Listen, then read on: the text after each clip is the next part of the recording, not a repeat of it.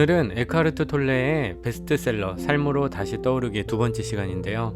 오늘은 조금 더 핵심 내용, 제가 꼭 같이 공감하고 마음으로 꼭꼭 씹어 같이 소화시키고 싶은 내용을 함께 짚어보려고 합니다. 우리들 대부분이 마음 공부를 시작한 계기가 그냥 사는 것도 힘든데 자기의 생각과 마음 때문에 사는 게 더 힘들어서 외부 세계에서 벌어지는 힘든 상황들, 내 손으로 어떻게 할 수 없는 상황들은 그렇다 치더라도 내 마음, 내 생각, 내 감정만은 그래도 좀 어떻게 해보자, 바로 거기서 출발하는 분들이 많으실 거예요. 저 또한 그랬고요. 우리 스스로가 마음으로 힘들게 보낸 시간들이 헛고생이 아니고 나중에 우리가 되고자 하는 마음과 감정으로부터 자유롭게 되는 내면이 훨씬 깊은 그런 멋진 사람이 되는데 분명히 자양분이 된다는 아주 중요한 메시지와, 그것을 위해서 가장 필수적인 요소로 우리가 마음속으로 간직하고 있는 아주 중요한 무기, 깨어있음, 그리고 현재에 머물기, 이것들에 관련된 내용을 같이 살펴보겠습니다. 당신이 무엇을 말하고 어떤 일을 하고 어떤 얼굴을 세상에 보여주려고 하든 관계없이 당신의 마음 상태와 감정 상태를 숨길 수는 없다. 누구든지 자신의 내면 상태에 해당하는 에너지 장을 내뿜는다. 그리고 대부분의 사람들은 무의식적으로라도 상대방이 내뿜는 에너지를 감지한다. 나를 어떻게 느끼고 어떻게 반응하는가가 바로 그것에 의해 크게 좌우된다. 고통체로부터의 자유는 먼저 자신이 고통체를 가지고 있음을 깨닫는 일로부터 시작된다. 더 중요한 것은 충분히 현재의 순간에 머무는 능력, 충분히 깨어있는 능력이다. 그럼으로써 고통체가 활성화될 때 부정적인 감정이 심하게 흘러들어오는 것을 느끼고 자신 안에 있는 고통체를 알아차리는 일이다. 그렇게 알아차릴 수 있다면 그 고통체는 더 이상 당신인 척하며 살아가거나 당신을 통해 자신을 재생시키는 일이 불가능하다. 의식적으로 현재의 순간에 존재하는 것만이 고통체와의 동일화를 끊을 수 있다. 당신이 동일화되지 않으면 고통체는 더 이상 당신의 생각을 조종할 수 없으며 당신의 생각을 먹이 삼아 스스로를 재생시킬 수 없다. 대부분의 고통체는 처음에는 잘 사라지지 않지만 당신이 고통체와 생각의 연결을 끊어버리면 고통체는 에너지를 잃기 시작한다. 당신의 생각은 이제 감정의 먹구름이 드리워지는 것이 중단된다. 현재의 감각, 지각이 과거에 의해 왜곡되지 않는다.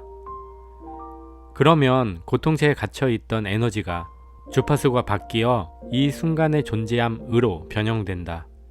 이런 방식으로 고통체는 깨어있는 의식을 위한 연료가 된다. 그런 까닭에 우리의 행성에서 가장 지혜롭고 최고의 깨달음을 얻은 인물들 대부분은 한때 무거운 고통체를 지니고 있었다. 인간은 깨어있는 의식을 가진 존재로 진화하도록 운명 지어져 있으며 진화하지 못한 사람은 당연히 자신의 무의식적인 행동의 결과로 고통받는다. 그러한 사람들은 우주의 진화라는 충동으로부터 벗어나 있는 것이다. 그런데 이 견해마저도 부분적으로만 진리일 뿐이다. 더 높은 시각에서 바라보면 우주의 진화에서 이탈하는 것은 불가능한 일이다.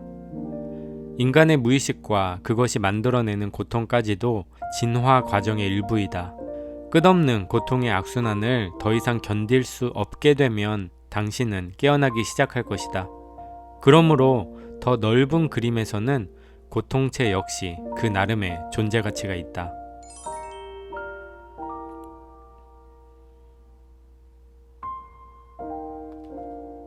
자신 안에서 오랫동안 살아온 그 느낌, 즉 오래된 고통의 감정과 동일화되는 것을 중단하는 순간, 그리고 그것에 저항하는 대신 그것에 관심을 기울이는 순간, 그것은 더 이상 생각의 지배자가 되지 않는다.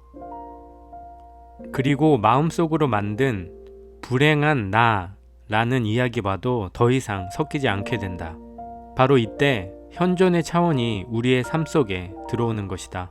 불행한 이야기가 없이는 불행해질 수 없기 때문에 그것으로 우리의 불행은 끝이 난다.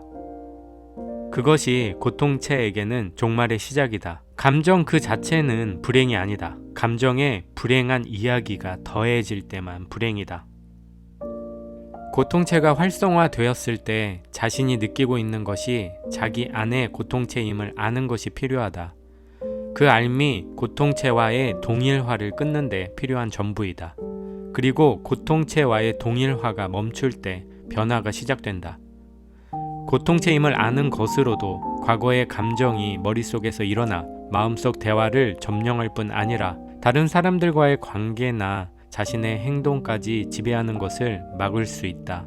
이것은 고통체가 더 이상 당신을 사용할 수 없고 당신을 통해 자신을 재생할 수 없음을 의미한다.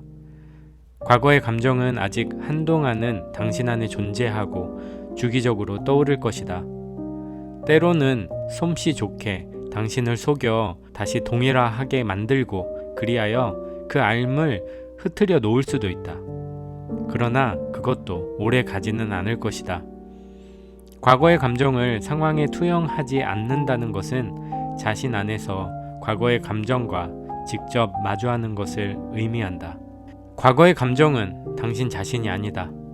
고통체를 느낄 때 자신이 무엇인가 잘못되었다고 생각하는 실수에 빠져서는 안 된다. 자신을 하나의 문제로 만드는 것, 에고는 그것을 무척 좋아한다. 알을 받아들임이 뒤따라야 한다. 그 밖의 것들은 그 알을 다시 흐려놓을 것이다. 받아들인다는 것은 그 순간에 느끼고 있는 것이 무엇이든 그것을 느끼도록 허용하는 것이다. 그것은 지금 이 순간에 있는 것의 일부이다. 받아들임을 통해 당신은 넓고 광대한 본래의 자신이 된다. 전체가 되는 것이다. 당신은 더 이상 하나의 조각이 아니다. 에고는 스스로를 하나의 조각으로 인식한다. 이제 당신의 진정한 본질이 나타나며 그것은 신의 본질과 하나이다. 예수는 이것을 가르쳐 이렇게 말한다. 하늘에 계신 너희 아버지가 전체이듯이 너희도 전체이어라. 신약 성서에는 완벽하라 라고 기록되어 있지만 이것은 전체라는 의미의 본래의 히라버를 오역한 것이다. 다시 말해 당신은 전체가 될 필요가 없으며 이미 전체인 자신이어야 한다. 그것이 고통체가 있든 없든.